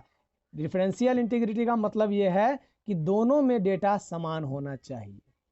इससे क्या होता है? तो इससे क्या मेंटेन होता है? एक्यूरेसी मेंटेन होता है, ठीक है, और कंसिस्टेंट रहता है डेटा, यानी जो इसमें है वही उसमें भी रहेगा। In base data can be linked between two और more tables with the help of primary key and foreign key constraint. मैंने बोला था डिफरेंशियल इंटीग्रिटी मतलब सीधा आरडीबीएमएस समझो। तो यहाँ क्या बता रहा है? डिफरेंशियल इंटीग्रिटी का उपयोग डेटा के एक्यूरेसी और कंसिस्टेंसी को मेंटेन करके रखने में हम लोग करते हैं रिलेशनशिप में। बेस में डेटा को हम लोग लिंक कर सकते हैं दो या दो से अधिक टेबल्स से, किसका यूज करके? प्राइमरी की या फॉरेन, प्राइमरी की और फॉरेन की का यूज करके। कोई बताएगा कि एक टेबल दूसरे टेबल का प्राइमरी की पहले टेबल के प्राइमरी के लिए क्या कहलाएगा? फॉरेन की कहलाएगा। वेरी गुड, फॉरेन की कहलाएगा, क्योंकि प्राइमरी की तो एक ही हो सकता है ना, दो तो हो नहीं सकता है। तो एक टेबल जो अपना टेबल है वो प्राइमरी की, और जो दूसरा टेबल है वो तो विदेश हो गया, तो इसीलिए वो फॉरेन की कहलाएगा, ठीक है। तो देखिए differential integrity helps to avoid. Question, अगला क्वेश्चन क्या है? Part no messages please. इसमें पार्ट है what is differential integrity, explain its two any purposes. Two, कोई भी दो इसका पर्पस यानी इसका दो यूज बताइए। तो यहाँ पे 3 यूज दिया गया है आपके हेल्प के लिए, कोई दो याद कर लीजिएगा। इसमें से पिछला बार तो टर्म 1 से मात्र 9 क्वेश्चन आया था सैंपल पेपर से, इसमें संभावना है कि 3-4 आ जाए इसमें से भी, तो अच्छा रहेगा। देखिए डिलीटिंग रिकॉर्ड्स, पहला है records can be added to related table if there is no associated record available in the primary key table. पहले वाले में अगर एक टेबल में डेटा नहीं है, पहले वाले में डाल देंगे तो दूसरे वाले में अपने आप फीड हो जाता है, ठीक है। Records can be added to a related table if there is no associated record available in the primary key table. दूसरा क्या है? The values can be modified in a primary if any dependent records are present in the associated table. The values can be modified in primary if any dependent records are present in the associated table. ठीक, सही है। यानी अगर किसी भी data को आपको modify करना है, चेंज करना है, तो प्राइमरी की वाले में कर सकते हैं, प्राइमरी टेबल में कर सकते हैं। तीसरा क्या है? Deleting records from a primary key table if there are any matching related records available in associated table. एक टेबल से डिलीट करते हैं तो दूसरे से भी डिलीट हो जाता है, और आप प्राइमरी से टेबल से किसी भी डेटा को डिलीट कर सकते हैं, ऐसा नहीं है। तो यही फ़ायदा है डिफरेंशियल का कि एक में जो भी अपडेट करेंगे दूसरे में भी होगा, एक में अगर ऐड करेंगे तो दूसरे में भी होगा, इस तरीके से है। चलते हैं 18वां नंबर पे, उसके बाद प्रैक्टिकल बेस्ड आएगा, फिर हम लोग चलेंगे डाउट सेशन पे, बीच में ब्रेक लेंगे। चलिए number 18, identify the columns and data types of a table airlines. यानी एक टेबल है यहाँ पे दिया हुआ, ठीक है, एयरलाइंस टेबल है, इसमें आपको कॉलम और उसमें कौन सा डेटा टाइप लगाया गया है वो बताना है। Mention at least 4 columns with data type. कोई 4 कॉलम बताइए और उसका डेटा टाइप बताइए अपना मर्जी से। टेबल किस चीज़ का है? एयरलाइंस का है, ध्यान से सुनिएगा। टेबल किस चीज़ का? एयरलाइंस का। तो उस एयरलाइन का कोई टेबल बना रहे हैं तो उसमें कॉलम क्या क्या हो सकता है, संभावित क्या क्या हो सकता है, ठीक, और उस कॉलम में उसका डेटा टाइप क्या क्या हो सकता है। आपको 4 बताना था, 6 एग्जाम्पल दिया गया है, देख लीजिए। पहला कॉलम में देख लीजिए फ्लाइट नंबर हो जाएगा कि फ्लाइट नंबर क्या है। तो फ्लाइट नंबर हम लोग टेक्स्ट में लेते हैं क्योंकि फ्लाइट के नंबर में लेटर और नंबर दोनों मिक्स होता है। उसके बाद क्या है? नंबर ऑफ पैसेंजर, ये भी एक कॉलम हो सकता है और इसका हम लोग डेटा टाइप इंटीजर लेंगे। फिर एयरलाइंस, यानी एयरलाइन का नाम लेना है तो डेटा टाइप टेक्स्ट लेंगे। उसके बाद अराइवल टाइम, डिपार्चर टाइम, इसका हम लोग डेटा टाइप लेंगे कौन? Date time. और उसके बाद क्या है? फेयर्स, कितना भाड़ा है, तो इसको लेंगे फ्लॉट में। फ्लॉट में अच्छा एक चीज़ और, इंटीजर और फ्लॉट में क्या अंतर? इंटीजर में हमेशा राउंड वैल्यू लेता है, आप लोग पढ़ते होंगे, बचपन में आप लोगों ने पढ़ा होगा। डेसिमल से राउंड वैल्यू ने डेसिमल से पहले तक का ही डिजिट लेगा इंटीजर डेटा टाइप में। लेकिन आप चाह रहे हैं कि नहीं कोई डेसिमल वाला हमको वैल्यू डालना है, तो आपको लेना पड़ेगा कौन सा data type? Float data type. याद रखो, जब आपको डेसिमल वाला वैल्यू नहीं चाहिए, डेसिमल से पहले वाला नंबर चाहिए आपको सिर्फ, तो हम लोग लेंगे इंटीजर डेटा टाइप, और डेसिमल सहित अगर कोई हमको नंबर चाहिए तो हम लोग लेंगे फ्लॉट डेटा टाइप। जो फेयर होता है, भाड़ा होता है, अक्सर जो है वो फ्लॉट में होता है, जैसे 9,999 रुपया 99 पैसा। 1 पैसा क्या ससुर को दे दिया, पता नहीं, ये लोग बहुत खचराई करता है, पता है। और ऐसा क्यों करता है? टैक्स से बचाने के लिए। तुम लोगों को बता देते हैं आज, जैसे 999 तुम लोगों ने देखा होगा, रिचार्ज 499, 599, 699। क्यों? क्योंकि अगर 499 है तो वो 500 काउंट नहीं होगा, वो 400 ही काउंट होगा, और उसको टैक्स उतना का ही देना होता है। हमसे तो उतना पैसा ले लिया ना वो, ठीक है। तो वो कंपनी जो है वो अपना कमाई करने के लिए ऐसा करता है जानबूझ के। चलिए देखते हैं। अब जो है ये कॉम्पिटेंसी बेस्ड क्वेश्चन है। यहाँ पे आपको एक सिनेरियो दिया जाएगा, घटनाक्रम दिया जाएगा इमेजिनरी, और फिर उसके हिसाब से कहेगा आपको कि ये काम कीजिए, और इसी में आपको सतर्क रहना है। और ऐसे भी नंबर यही ज़्यादा दिलवाता है, एक क्वेश्चन 4 नंबर का होगा, यही समस्या है, एक क्वेश्चन 4 नंबर का होगा। सो बी केयरफुल। समझिए कैसे सॉल्व करना है, तरीका सीखिए। पूछ क्या रहा है, Rahul and Amit are working on a school project. Rahul और अमित दोनों के दोनों अपने स्टूडेंट हैं, ये दोनों स्कूल के प्रोजेक्ट पे वर्क कर रहे हैं, assigned to them by their teacher, जो कि उनको उनके टीचर के द्वारा दिया गया है। They have to send instant messages to each other and also do video conferencing after school hours in order to complete the project on time. तुम लोग को भी प्रोजेक्ट दिया गया था, तो तुम लोग क्या करते थे? इंस्टेंट मैसेजिंग करते थे, ये चीज़ कैसे करना है, वो चीज़ कैसे करना है, और बाद में वीडियो कॉल भी करना है। अरे भाई अब क्या करें, ये चीज़ कैसे होगा, वो चीज़ कैसे होगा, ठीक है। सिनेरियो समझ गए? यानी टीचर ने प्रोजेक्ट दिया है 2 स्टूडेंट सबको, उसमें से कोई 2 स्टूडेंट है अमित और राहुल, और दोनों को चैट करना है उस प्रोजेक्ट से रिलेटेड टॉपिक्स को, ठीक है। और ज़रूरत पड़े तो वीडियो कॉल भी, वीडियो कॉन्फ्रेंसिंग भी करना है। A question number 1, suggest any 4 good instant messaging software that they can use. Easy है, छक्का मार दोगे। उसके बाद दूसरा, apart from computers list 4 hardwares that Rahul and Amit need for video conferencing. Computer के अलावे कोई 4 ऐसा डिवाइस बताइए जो कि वीडियो कॉन्फ्रेंसिंग के लिए दोनों लड़के को ज़रूरी है, ठीक है। अरे दिक्कत क्या, चुरा के ले आना पड़ोसी का। चलो देखो इसमें क्या है, तो 4 कोई ऐप मांग रहा है, तो इसमें से गूगल टॉक हो गया, गूगल मीट हो गया, सॉरी मीट पे ये नहीं होता है, चैटिंग नहीं होता, हाँ होता है, मैसेजिंग तो होता है ना। गूगल मीट लिख देना, जी टॉक खत्म हो गया। याहू मैसेंजर है, ये भी बंद हो गया। स्काइप लिख देना, व्हाट्सएप लिख देना, विंडोज़ लाइव मैसेंजर है, रेडी बोल्ट है, MS टीम्स है, माइक्रोसॉफ्ट टीम्स, जूम हो गया। ये एग्जांपल दे दोगे, 4 ही का देना है, इतना सारा दिया हुआ है, ठीक है। और फिर 4 हार्डवेयर बोल रहा है, क्या क्या चाहिए। एक हेडफोन, ठीक, दूसरा स्पीकर, तीसरा माइक्रोफोन, और चौथा वेब कैमरा। एक्स्ट्रा में बता देते हैं क्या, डिजिटाइजिंग टैबलेट, जिसको ग्राफिक टैबलेट भी बोलते हैं, प्रोजेक्टर भी ले सकते हो, जानबूझ के बनाने पर है, कितना भी बना लो, है ना। चलो 20 नंबर क्वेश्चन देखते हैं, 20 नंबर। राहुल, क्या गांधी जी बार बार रिपीट हो रहा है? बाप रे, एलोन क्लोन, ऐसा नाम रख लेता है ना, क्या कहें। चलिए देख लेते हैं। 20, राहुल यानी Gandhi ji has purchase some stationery item from an online site.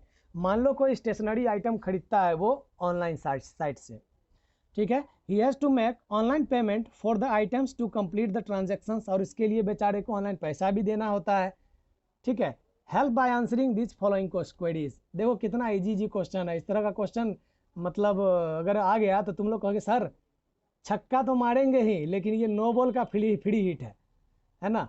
ऐसे भी कल के IPL में तो पता ही है क्या हुआ, मुंबई के लिए, मतलब पहली बार ऐसा हुआ कि मुंबई को जिताने के लिए दुआ कर रहा होगा RCB वाला, वरना पहले तो गड़ियाता ही था। चलिए देखते हैं इसका आंसर क्या है। सबसे पहले क्या पूछ रहा है कि कोई 2 ऑप्शन बताइए जिसके माध्यम से वो ऑनलाइन पेमेंट कर सकते हैं। पहला क्रेडिट कार्ड, दूसरा डेबिट कार्ड। 2 और बता देते हैं, इंटरनेट बैंकिंग और UPI, ठीक। चलिए और भी है, EMI भी है। दूसरा क्वेश्चन क्या है, दो situation, name 2 situations where online shopping could be useful. दो ऐसा सिचुएशन बताइए जिस परिस्थिति में ऑनलाइन शॉपिंग बहुत ही यूजफुल हो सकता है। पहला, a customer does not have sufficient time to visit stores. अभी के समय में जैसे जैसे टेक्नोलॉजी बढ़ते जा रहा है ना, लोग आलसी होते जा रहे हैं, ठीक है। तो ऐसे आलसी, महान आलसी लोगों के लिए जो स्टोर्स पर नहीं जा सकते हैं, उनके लिए ऑनलाइन शॉपिंग बहुत कन्वीनियंट है। तीसरा क्वेश्चन क्या है, name any 2 popular online transactions websites. कोई 2 पॉपुलर ट्रांजेक्शन वेबसाइट बताइए। आंख मूंद के तुम लोग अमेजोन और फ्लिपकार्ट मारोगे, लड़कियां तो सबसे ज़्यादा मिंत्रा डालेगी, नो डाउट।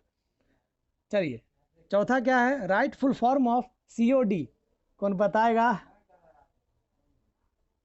कौन बताएगा COD? अरे कैश ऑन डिलीवरी। अब समझ में आया, याद आया? अरे हाँ या ना भी तो बोल दो ना, समझेंगे। हाँ, वेरी गुड, ठीक है, वेरी गुड, बकरी गुड। चलिए आगे देखते हैं, क्वेश्चन नंबर 21। हमसे एक आदमी पूछ दिया, सॉरी एक स्टूडेंट या एक बच्चा है कि सर आप जो है भेड़ी गुड बकरी गुड क्यों बोलते हैं? तो मेरा कहना होगा कि जब भेड़ी गुड हो सकता है तो बकरी गुड क्यों नहीं हो सकता? सोचने वाली बात। चलिए आगे देखते हैं, नंबर 21 में है, ओ आंसर भी दे दिया। देखिए, सेलेक्ट फ्रॉम, ओ हो, यहाँ क्वेश्चन राइट साइड है। एक देखिए टेबल बनाया हुआ है, इस टेबल में नंबर है, सीरियल नंबर है, 1 से लेके 8 तक है, नाम सबका दिया गया है, इसमें से अपना तो कोई नहीं है, ठीक है, सबका एज दिया गया है, सब्जेक्ट दिया गया है और डेट ऑफ ज्वाइन दिया गया, यानी अलग अलग सब्जेक्ट के लिए अलग अलग टीचर ने ज्वाइन किया है, ठीक है, कब ज्वाइनिंग किया है, कितने सैलरी पर ज्वाइन किया है और उनका जेंडर क्या है। टेबल तो समझ में आ गया ना सबको? Sam, very good. देखिए, तो टेबल आपको समझ में आ गया कि यहाँ पे एक टीचर्स का टेबल है जो कि टीचर ने ज्वाइन किया है एज अ सब्जेक्ट टीचर, ठीक है, उनका नाम है, उनका सीरियल नंबर है, उनका एज है, ठीक है, सबसे बूढ़े अंकल कौन है इसमें? श्याम अंकल है। चलिए, उसके बाद सब्जेक्ट है सबका, कौन किस सब्जेक्ट के टीचर हैं, उसके बाद डेट ऑफ ज्वाइनिंग है, सैलरी है और जेंडर है। टेबल्स आई थिंक समझ में आ गया। अब क्वेश्चन क्या पूछ रहा है, देखिए, राइट एसक्यूएल कमांड्स, यही मेन है बाबू, एसक्यूएल कमांड मेन है, इस पे प्रैक्टिस कर लीजिएगा। एसक्यूएल कमांड पे वीडियो डाला हुआ है, तरीका बस देख लीजिएगा कि किस तरीके से कोड लिखा जाता है। प्लेलिस्ट में जाइएगा, प्लेलिस्ट से वहाँ पे कमांड का, एसक्यूएल कमांड को राइट करने का वीडियो बनाया हुआ है, देख लीजिएगा कि ये कमांड लिखा कैसे जाता है, बस टेक्निक देख लेना है, क्योंकि यही क्वेश्चन जो है वो महानामा सर का गूगली वाला होगा, यानी रहेगा सिमिलर टाइप का लेकिन डेटा उसका अलग रहेगा, ठीक है। तो आशा है कि आप लोग एग्जाम में घुगनी नहीं लाना चाहेंगे। चलिए देख लेते हैं, write SQL commands to show all the information about IT teachers, यानी जितने भी इसमें IT के टीचर हैं, कंप्यूटर के टीचर हैं, उनका इंफॉर्मेशन देखने के लिए, सारा इंफॉर्मेशन देखने के लिए कंडीशन क्या डाल दिया जी? ओनली कंप्यूटर टीचर, ठीक है, ध्यान से सुनो। पूछ रहा है कि सारा का सारा इंफॉर्मेशन को शो करने के लिए एसक्यूएल कमांड लिखिए। किसका इंफॉर्मेशन? तो बस IT के टीचर का, ठीक है। तो ये बहुत इजी है, समझ जाओगे। सेलेक्ट, सेलेक्ट का मतलब मैंने बोला था कि डेटा को रिट्रीव करने के लिए होता है, देखने के लिए होता है, याद रख लो। सेलेक्ट बहुत इंपॉर्टेंट कमांड है और सबसे ज़्यादा यूज किया जाने वाला कमांड है सेलेक्ट, सबसे ज़्यादा इसी का यूज होता है। क्यों? क्योंकि सेलेक्ट कमांड लगा के ही हम किसी डेटा को देख पाते हैं। तो सेलेक्ट याद रहेगा, कमांड कैपिटल में लिखना, यहाँ स्मॉल में लिख दिया है, कमांड कैपिटल में लिखना। सेलेक्ट स्टार, स्टार का मतलब होता है ऑल, स्टार का मतलब ऑल, यानी सेलेक्ट स्टार, हमको सारा इंफॉर्मेशन दिखाओ। समझ में आया स्टार का मतलब? बोल जल्दी। हाँ, वेरी गुड। सेलेक्ट ऑल यानी हमको सारा डेटा दिखाओ, किसका? फ्रॉम टीचर्स, याद रहे, फ्रॉम टीचर्स, यानी टीचर्स टेबल से। यहाँ जो दिया है फ्रॉम टीचर्स, ये टीचर्स टेबल का नाम है, देखिए सबसे ऊपर में लिखा हुआ है। तो सेलेक्ट ऑल फ्रॉम टीचर्स, मुझे सारा दिखाओ टीचर्स टेबल से। अब कंडीशन क्या, कंडीशन डालने के लिए हम लोग वेयर का यूज करते हैं, याद रखना। कंडीशन डालने के लिए किस स्टेटमेंट का यूज करेंगे, किस कमांड का, वेयर कमांड का, मत भूलना, बहुत इंपॉर्टेंट है ये, बहुत इंपॉर्टेंट है। इसका है ना कि ये एक क्वेश्चन 100% या 100 का 200% रहेगा। एक टेबल दे देगा और बोलेगा इस तरीके से कोडिंग लिखने के लिए, 200%, 4 नंबर वाला बात है, ठीक है। और इसमें पास होना तो ज़रूरी है ही है, अच्छा नंबर लाओगे तो तुम्ही को फ़ायदा होगा। अभी जानते हो बहुत हेल्प कर रहा है मेरा ये। अब देखिए यहाँ पे तो हम लोग क्या लगा दिए, select all from teachers table where subject is equal to computer.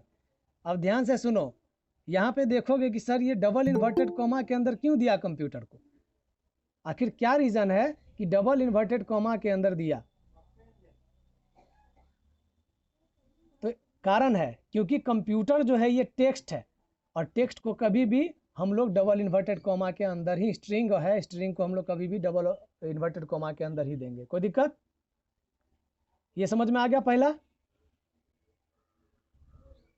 हाँ, सेलेक्ट ऑल यानी select star select all from teachers, यानी हमको सारा दिखाओ फ्रॉम टीचर्स, टीचर्स टेबल से, where subject is equal to computer, जहाँ पे सब्जेक्ट क्या हो, कंप्यूटर। नाउ दूसरा क्वेश्चन देखते हैं हम लोग। दूसरा क्वेश्चन है कि to list the details of all teachers who are getting salary between 20,000 to 35,000।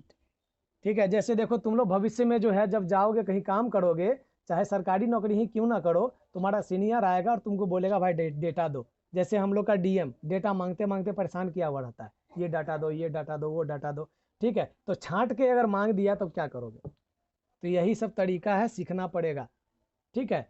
तो यहाँ पे क्या तरीका है कि यहाँ से पे क्या कंडीशन दे रहा है कि सैलरी वैसे लोगों का लिस्ट दिखाओ जिनकी सैलरी 20,000 से ऊपर और 35,000, सॉरी 20,000 या उससे ऊपर और 35,000 या उसके नीचे हो, ठीक है। तो इसके लिए भी वही टेक्निक अपनाएंगे, select star from teachers select all from teachers, ठीक है। यानी सारे डेटा को सेलेक्ट करो, किससे, टीचर्स टेबल से, जहाँ पे उनकी सैलरी, वेयर सैलरी देख रहे हो ना, वेयर का use, where salary greater than equal to, salary greater than equal to 20,000।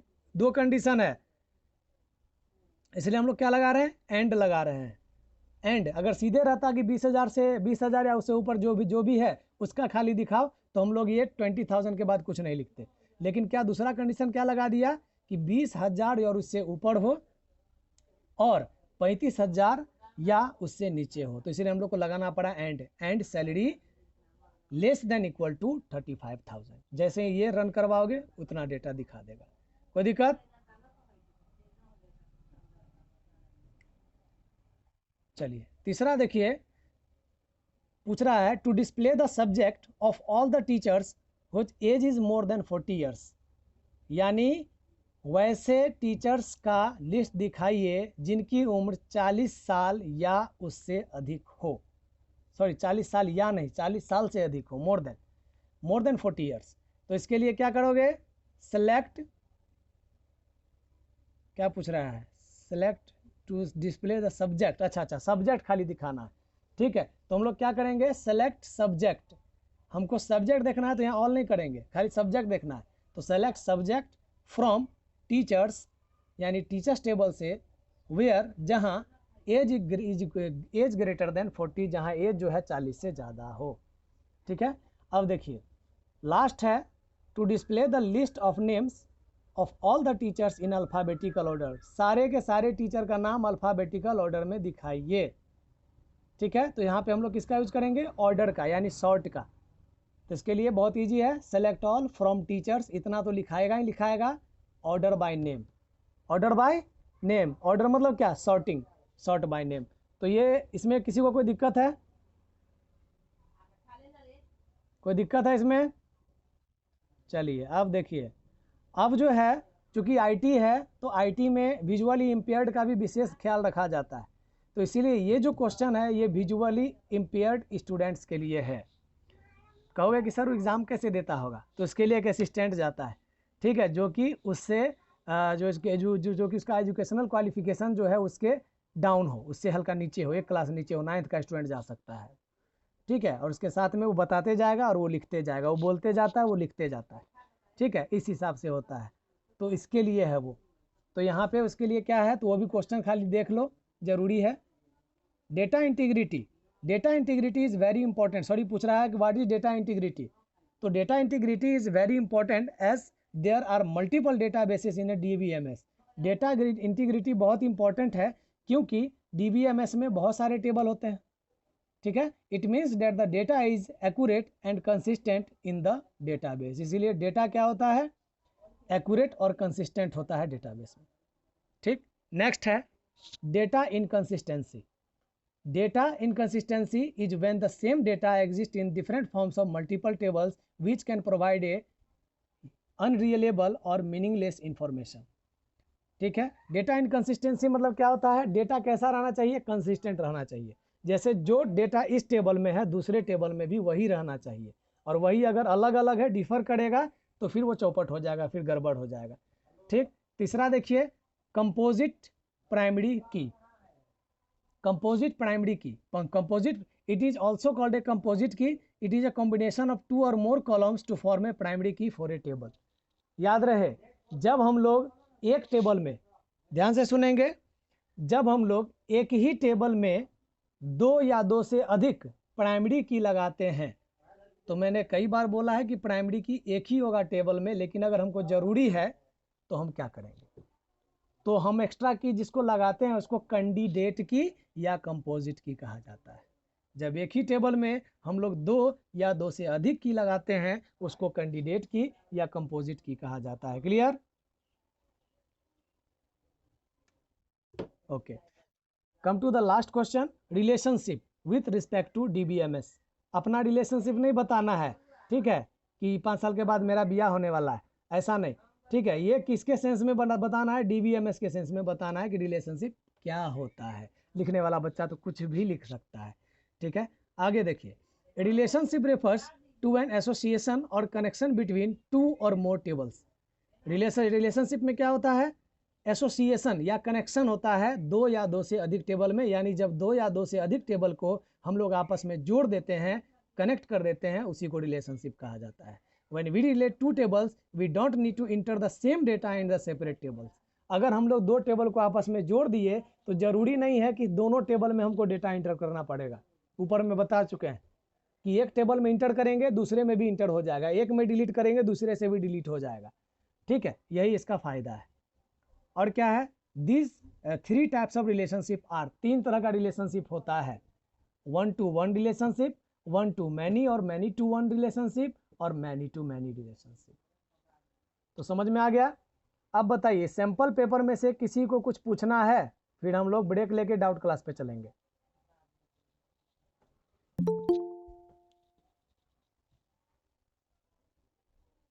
किन्हीं को कुछ पूछना है इसमें से?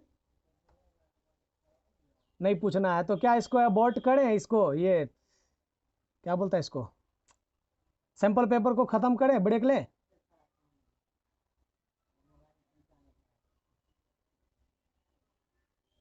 आप लोग इसको डाउनलोड कर लीजिएगा, ठीक है, cbseacademic.nic.in इस वेबसाइट पे आपको मिल जाएगा, ठीक है, या फिर आप लोग हमको मैसेज करेंगे तो मैं आपको सेंड कर दूंगा। हाँ बोलिए।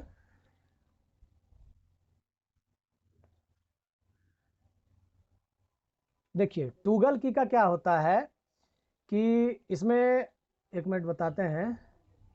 देखिए टूगल जो होता है एक ऑप्शन होता है वर्ड में जो कि कैपिटल को स्मॉल और स्मॉल को कैपिटल कर देता है।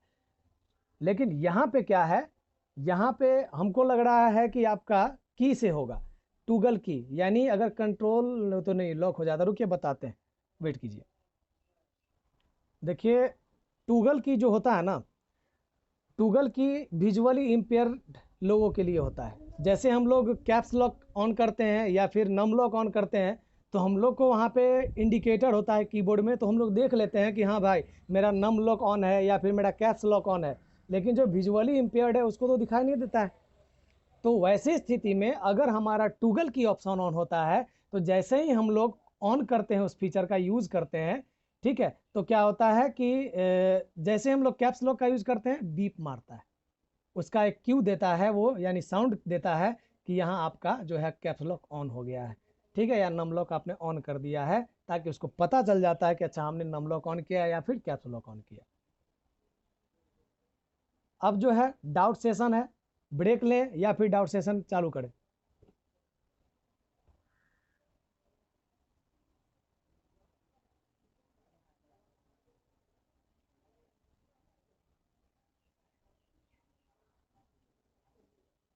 हेलो,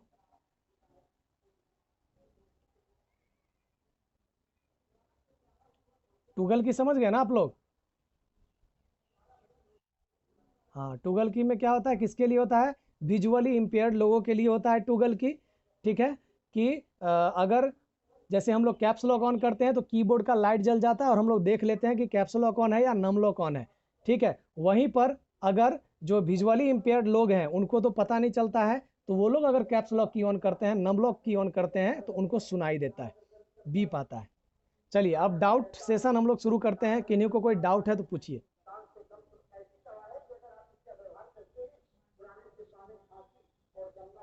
बगल में एडवर्टीजमेंट चल रहा है,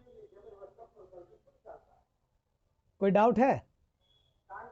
देखिए 2-3 दिन पहले इसीलिए आप लोग को लिंक भेज दिया गया था कि आप लोग रीड करके रहें और डाउट खोज के रहें। हकीकत यह है कि 2-3 स्टूडेंट को छोड़ के बाकी किसी ने रीड नहीं किया, हकीकत है, ठीक है। आप लोग रीड कीजिए, है ना, आप लोग रीड कीजिए, इसको बढ़िया से पढ़िए, आप लोगों को एक्सप्लेन कर दिया गया है, ये सिलेबस बता दिए हैं, सैम्पल पेपर पूरा का पूरा एक्सप्लेन कर दिया गया है, ठीक है। उसके बावजूद भी अगर किन्हीं को कोई डाउट है, कोई समस्या है, ठीक है, तो हमको मैसेज कीजिए, मैसेज कर दीजिएगा, तो फिर समय मिलते ही मैं उसका आंसर आपको दे दूंगा, ठीक है। आप लोग मैसेज कर दीजिएगा और मैं उस जैसे समय मिलेगा मैं आपके क्वेश्चन को देख लूँगा, फिर उसका जो सॉल्यूशन होगा मैं दे दूंगा, ठीक है। और जो अगर डेटाबेस का वीडियो देखना चाहते हैं, यूट्यूब पर डाला हुआ है वीडियो, देख लीजिएगा।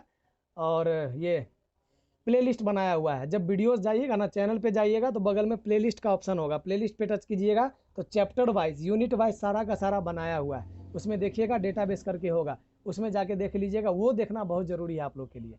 और आज देख लीजिएगा उसको और कोशिश कीजिएगा कि प्रैक्टिस कर लें, ठीक है। और डेटाबेस का और 2-3 क्वेश्चन जो है डाउनलोड करके सैम्पल पेपर पुराने से, या फिर कोई सा भी क्वेश्चन जो कि डेटाबेस से रिलेटेड हो और आपके स्टैंडर्ड का हो, उसको लेके बना लीजिएगा, प्रैक्टिस कर लीजिएगा, क्योंकि कम से कम 4 नंबर तो टेबल में ही आ जाएगा, और बाद बाकी शॉर्ट और वेरी शॉर्ट में तो आएगा ही, लेकिन टेबल वाला जो है एसक्यूएल कमांड का, उसका प्रैक्टिस जरूर कर लीजिएगा आप लोग। और किसी को कोई दिक्कत?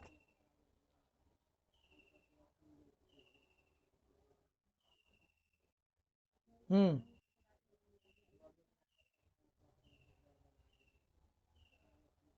उसमें देखिए कमांड जो लिखते हैं ना, कोई भी कमांड जो लिखते हैं वो कैपिटल में ही लिखिए, जो भी कमांड लिखते हैं वो कैपिटल में ही लिखना है, ठीक है। उससे क्या होता है ना कि पता चलता है कि ये आपका कमांड है, नहीं तो सब एक ही तरह का लिख देंगे, कैसे पता चलेगा? मल्टी कलर, हाँ एक और, एग्जाम में मल्टी कलर पेन यूज नहीं कीजिएगा, जैसे ब्लैक और ब्लू दोनों यूज नहीं करना है, वो बहुत गड़बड़ होता है, मना करता है, कोई एक ही कलर यूज कीजिएगा। और ब्लैक यूज मत कीजिएगा, क्योंकि ब्लैक देखने में जितना सुंदर लगता है ना, तो एक अगर एक पेज है कम सम ब्लैक लिखा हुआ है तो सुंदर लगता है, वही अगर आप पूरा का पूरा पेज अगर ब्लैक में लिख देते हैं तो बहुत कचरा लगता है, ठीक है। तो इसलिए बेहतर होगा कि आप लोग ब्लू पेन का यूज़ करें, और जो मेन पॉइंट है जिसको आप लोग हाईलाइट करते हैं उसको या तो अंडरलाइन कर दें या फिर बॉक्स में डाल दें, ठीक है, या फिर उसको 2 बार चला दें, बोल्ड कर दें, वो अच्छा रहेगा। लेकिन 2 पेन का यूज़ कभी ना करें, किसी भी एग्जाम में नंबर कट जाता है, ठीक है। मेरा कट चुका है इसलिए बता रहे हैं। और बोलिए।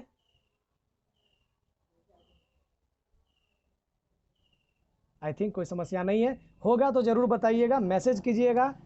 और बहुत अच्छा लगा, कोशिश कर रहे हैं इस सेशन को, मैंने रिकॉर्ड भी किया है, पता नहीं वॉइस आया या नहीं आया, कोशिश करेंगे इस सेशन को यूट्यूब पर डाल दें, ताकि जो अगर कोई भूल गए होंगे, बीच में छूट गया होगा, तो एक बार देख के रिवीजन कर लें, ठीक है। या फिर जो नहीं कर पाए इन केस किसी भी वजह से क्लास वो उसको देख सके। तो मैंने कोशिश तो किया है रिकॉर्ड करने का, लेकिन आई डोंट नो ये वॉइस रिकॉर्ड हुआ या नहीं, या हर चीज़ बेहतर है कि नहीं, लेकिन शायद काम का हो आप लोग के लिए, इसलिए इतना मैंने किया है। तो सबसे मिलना चाहेंगे